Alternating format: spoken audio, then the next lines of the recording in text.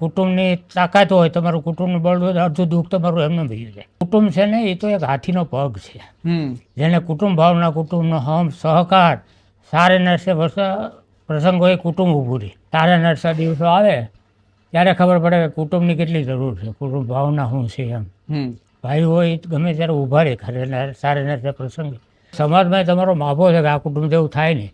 તમારા દીકરા દીકરીઓ વરાવ હોય, તમારે સામાજિક પ્રસંગો ઉકેલાય ગમે તો એમ સમાજમાં એમ કહેવાય કે એ કુટુંબ એટલે કુટુંબ છે. કુટુંબની આબરૂ એમાં તમારા સગા છોકરા છોકરી વરાવ હોય તો એમ થાય કે આવા કુટુંબમાં દેવાય ને. તમે સારા હો તો એ કુટુંબની આબરૂ તમને ખતમ કરે. એની સારામાં સારો એની પાસે ધંધો હતો, પણ એણે કીધું મારા મા બાપ પહેલાં, ધંધો પછી. એને ધંધો બધો હકેલી મારી કે આપણે ભેગા, બીજું કાંઈ નહીં કે એ કે કાલે તમે હશે તો પૈસા મારે થાય. મહેમાન હોય ગમે એવું મોડું જોયા ધંધામાં તો રસોડામાં પણ બધી મદદ કરું છું. એ આપણો સંસ્કાર છે. હવે જે દીકરીને શું વાકરી વહેલા મોટું થયું એને એકલી હું એ શાક સુધાર દઉં, મહેમાન હોય તો ગમે હું લાવો બધું હું કરી દઉં. એ ખાલી તમે વઘારવા મળો. વડીલ તરીકે આપણે શું ધરવું જોઈએ? આપણે વડીલ થઈએ તો વટવૃક્ષ તો આપણે થઈ ને. સુખ દુઃખની વાતો બને, નહીં છાનું કઈ કોની કને, કોઈનું દિલ ના કોહવાય, કુટુંબ ભાવના તેને કહેવાય.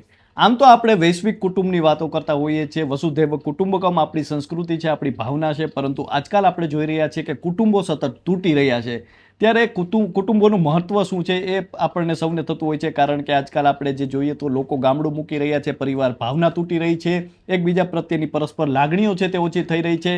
ત્યારે હાલ આપણે કાઠિયાવાડના એક ગામમાં છીએ અને એ ગામ એટલે કે આપણે કોઠાપીપરિયા ગામમાં છીએ અને ત્યારે એક વડીલ દાદા આપણી સાથે જોડાઈ ચૂક્યા છે. તેમની સાથે આપણે કુટુંબ વિશે વાત કરવી છે, કારણ કે તેઓ અત્યારે આ ગામમાં રહી રહ્યા છે. સુરતમાંથી તેઓ આવીને ફરી ગામમાં વસ્યા છે, પરિવાર સાથે રહે છે, પરિવાર ભાવના તેમનામાં છે, તે અત્યારે પરિવારમાં જોવા મળે છે. તો આવો એ દાદા સાથે વાત કરીએ. દાદા, સૌપ્રથમ તો આપનું ખૂબ ખૂબ સ્વાગત કરું છું વાત ગુજરાતીમાં. અને દાદા, શું કહેશો કે આજે એટલા માટે આપની સાથે વાત કરવી છે કે સૌપ્રથમ તો જે અમારા જેવી પેઢી હશે એમને એવા કુટુંબો પણ નહીં જોયા હોય, જે કહી શકાય કે આપણે વાંચતા હોઈએ છીએ કે પહેલાં ખૂબ વિશાળ કુટુંબો હતા, એક ભાવના હતી. તો કુટુંબ એટલે શું? કુટુંબ એટલે એવી વસ્તુ છે કે કુટુંબ છે ને એ એક વટવૃક્ષ છે. વટવૃક્ષ છે, જેમ વડલો કેટલો ફાલે ફૂલે એ રીતે સારું કુટુંબ, એક સુખી કુટુંબ, સંયુક્ત કુટુંબ હોય અને તમારું જોરદાર કુટુંબ હોય તો એ વટવૃક્ષ જેવું થાય. અને જો એકલો તકતકતો હોય, એકલો એની વેલ્યુ ક્યાંય ન હોય. એ તમારે ઉજળ ગામમાં એરંડા પ્રધાન જેવું એકલો થાય, ઉજળ જેવું થાય. કુટુંબ છે ને, કુટુંબની આખી તાકાત જ જુદી છે. જો કૌરવ અને પાંડવો હતા એનું એક કુટુંબ જીવત તો શું થાત? તો વિશ્વમાં કોઈ પહોંચી ગયા હતું? એને કોઈ પહોંચી ગયા હતું? જો કુટુંબ ભાવના રામદેવી હોય, રામાયણ જેવી હોય, આપણે જોઈએ છીએ કે રામાયણ ને મહાભારતમાં એટલો જ ફેર છે. તમે કુટુંબ ભાવના નહોતી એટલે મહાભારત થયું. અને કુટુંબ ભાવના છે, કુટુંબ ભાવના છે અહીંયા રામાયણ હોય. કારણ કે રામનો તમે જેને રામાયણ જીવનમાં ઉતારો તો અહીંયા કુટુંબ ભાવના આવે છે, અને જેને કુટુંબ ભાવના નથી એ મહાભારત છે. અને કુટુંબ છે ને, એ તો એક હાથીનો પગ છે. જેને કુટુંબ ભાવના, કુટુંબનો હમ સહકાર, સારે નરસે પ્રસંગો એ કુટુંબ ઊભું રહે. તમને કુટુંબની તાકાત હોય, તમારું કુટુંબનું બળ હોય, અડધું દુઃખ તમારું એમને ભરી જાય.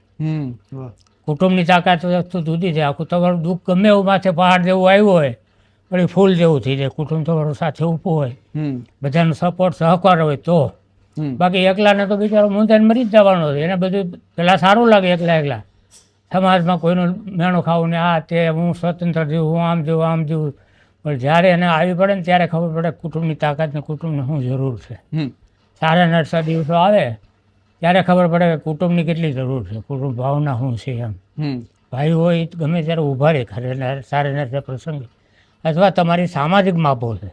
કુટુંબ તમારું સારું હોય તો એક સમાજમાં તમારો માભો છે કે આ કુટુંબ જેવું થાય નહીં. તમારા દીકરા દીકરીઓ વરાવ હોય, તમારે સામાજિક પ્રસંગો ઉકેલાય ગમે તો એમ સમાજમાં એમ કહેવાય કે એ કુટુંબ એટલે કુટુંબ છે, સંપેલું કુટુંબ છે, સારું કુટુંબ છે. એ તમારે ભાવના ઉત્પન્ન થાય, સમાજમાં તમારું વેલ્યુ ઊંચું થાય, સારું કુટુંબ એનું. બાકી જેની તમારી કુટુંબની આબરૂ હોય એમાં તમારા સગા છોકરા છોકરી વરાવ હોય તો એમ થાય કે આવા કુટુંબમાં દેવાય ને. તમે સારા હો તો એ કુટુંબની આબરૂ તમને ખતમ કરે. બિલકુલ સાચી વાત છે. હે, તમે એક સારા છો પણ કુટુંબ ખરાબ હોય, આપણા 2-3 ભાઈઓ ખરાબ હોય તો એની આબરૂ તમને નડે કે ના નડે? બિલકુલ. દાદા, તમારી ઉંમર કેવડી હશે? મારી ઉંમર 75 વર્ષ. 75 વર્ષની દાદા ઉંમર છે. તો પહેલાના સમય વિશે જાણવું છે કે પહેલા કુટુંબ ભાવના કેવી હતી, કારણ કે અત્યારે તો આપણે કુટુંબો ખૂબ ઓછા જોઈ રહ્યા છે, પરંતુ તેના વિશે થોડું જણાવો, એટલા માટે ખ્યાલ આવે કે કુટુંબ ભાવના ત્યારે કેવી હતી. કોઈ એવું પહેલાનો સમય વિશે જણાવો. હા, હું મારા કુટુંબ વિશે જ કહું. હું જ્યારે જન્મ્યો, અરે મારા દાદા હતા ને, વૈશ્રામ દાદા હતા, એ ગામમાં એક ભગત તરીકે એની છાપ હતી. ગમે એ સારો પ્રસંગ, કોઈ કથા વાર્તા ગમે એ હોય, એનો અવાજ એટલો બધો મીઠો હતો અને ગાતા તો એ વૈશ્રામ ભગતથી પ્રસંગની શરૂઆત થતી. અને સપ્તાહે ગમે ત્યાં હોકારો વૈશ્રામ ભગતનો થતો. અને અમારી ઘરે સાધુ સંતો એટલા જમવા આવતા. તો ગામમાં કે ક્યાં તો કે વૈશ્રામ ભગતની ઘરે જઈ આવો. એવું અમારા દાદાની આબરૂ હતું.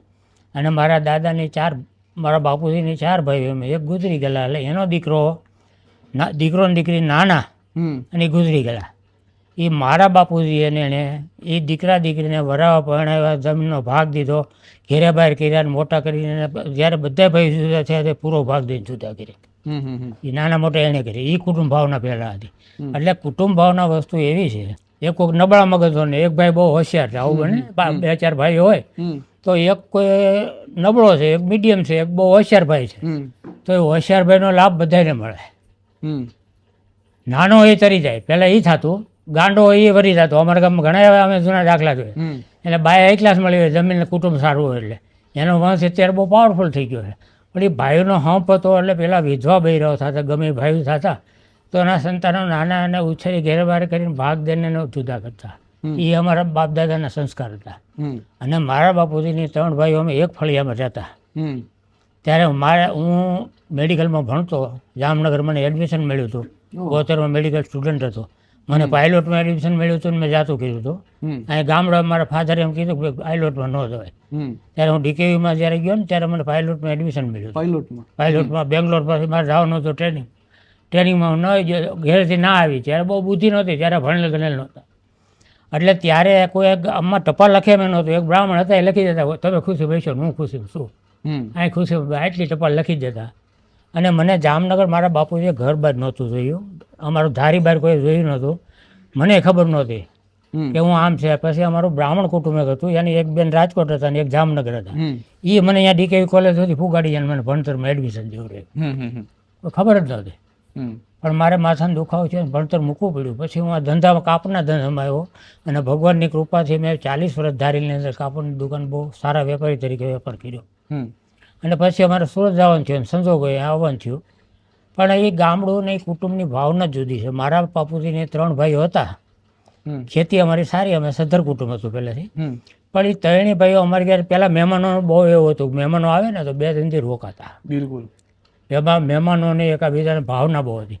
ત્યારે મને યાદ નથી કે અમારી એક ઘરે મહેમાન એક દિવસ ધીમો હોય. એ બીજા ટાઈમે બીજા ભાઈને આવે, ત્રીજા ભાઈને, બધા ભાઈઓ જમવા ભેગા જ બે હતા. અને હું દુકાને જ આવતો ત્યારે હું નાનો, મારા કાકા બાપાનો અમારે એવો સપોર્ટ હતો કે અમારે માનો ખેતીની કોઈ વસ્તુ જણસ બધી આવતી, કોઈ ડોડા હોય, સિંગ હોય, ફળિયું મોટું હતું, એમાં બેસી હું પોતે બેસી જતો.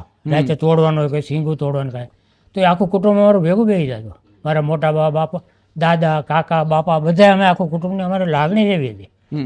એ મને એમ નહોતું થતું કે કોણ મારા બાપુજી ને કોણ કાકા ને કોણ દાદા. એ બધા દીકરા તરીકે મને એટલો પ્રેમ આપતા, હું એને પ્રેમ કુટુંબ તરીકે. આવી ભાવના અમારા કુટુંબમાં. તો અત્યારે આ કુટુંબો બધા બહુ હવે શું છે, કારણ કે ફોરેનનો પવન થઈ ગયો ને, આખું સિટીમાં જતા આખું માનસિકતા બધાની ફરવા મળી છે. પણ છતાં એમાં નુકસાન જ છે. આપના પરિવારમાં દાદા કોણ કોણ રહે છે અત્યારે? અત્યારે તો અમે 2 ભાઈઓ છીએ. એક ભાઈ, અમે 2 ભાઈઓ જુદા છીએ. એટલે એને 2 દીકરા છે, દુકાન મેં એને આપી છે. અને મારે એક દીકરો છે. એટલે અમે કુટુંબમાં, અમારા કુટુંબમાં આ છે, 2 કાકાઓ પણ અમારો બધા છે ભાઈઓ. પણ અમારું બહુ સારું કુટુંબ સંપીલું છે. બધા અમે વારે તે છે, એક પણ અવાજ થાય એટલે બધા ભેગા થઈ જાય. એક નાનો પ્રસંગ હોય તો અમે બધા ભેગા થઈ જાય, બધા ભેગા કાકાઓ પણ બધા. આપના પરિવારમાં પણ જે આપના પુત્ર વધુને આપના પ્રત્યે માન અમે અત્યારે અહીંયા આવ્યા અત્યારે જોયું, તો એ કઈ રીતે તમારું પરિવારમાં અત્યારે કઈ રીતે કુટુંબ ભાવના છે તે વિકસેલી છે અત્યારે, કઈ રીતે છે? હવે કુટુંબ ભાવના તો ક્યાંક ઉપરવાળા દયા. ના, મારા જે હોવું નથી કહેતો, દીકરી કહું તમને બીજા વિડીયોમાં કીધું, એણે ઠાકોરજી પૂછાવેલા છે. ઘેરે અમારા ઠાકોરજીની પૂજા થાય છે. પૃષ્ઠાવેલા ઠાકોરજી દ્વારકાલાલ જે હસ્તક છે. એટલે અમારું ધાર્મિક કુટુંબ તો, હું પહેલેથી ધાર્મિક ભાવનાવાળો બહુ છું. હું શિવનો પૂજક પહેલેથી છું. મારે 5 વાગે વહેલા ઉઠી જવાનું વર્ષોથી ટેવ છે. ઓકે. અને પછી ઘેરે 1 કલાક પૂજા કરીને હું અત્યારે 10 વાગે મંદિરે જાઉં છું. શિવ પૂજા, હનુમાન પૂજા, ચાલીસા બધું કરવાનું. એટલે આ પરિવારમાં થોડાક મારા છોકરામાં તો એ ગુણ આવ્યા. મારો છોકરો મેં તો કીધું કે ભાઈ અત્યારે શ્રવણ જેવો આ જમાનામાં છે. અત્યારે શ્રવણ ન હોય પણ આ જમાનામાં મારા છોકરામાં છે એ ગુણ. શું કારણ છે? કેવું, ક્યારે તમને એવું લાગ્યું કે આ સારો ગુણ છે? સારો ગુણ એ રીતે કહી શકું કે એ છોકરાને મેં નાનાથી વ્યવહાર આપી દીધો છે. સમજવા થઈ ગયો અહીંયાથી મેં એને વ્યવહાર આપી દીધો છે.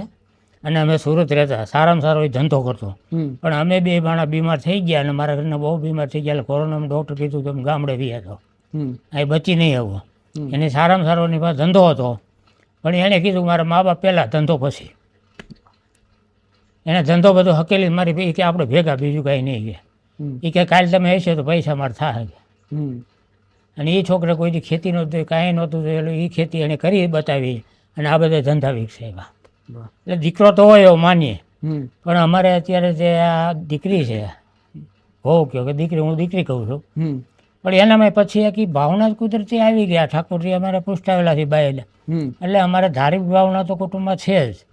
અને એમાં આ મારો બહુ સપોર્ટ એને મળ્યો. અને એનામાં સારા કુટુંબની દીકરી એટલે સંસ્કાર.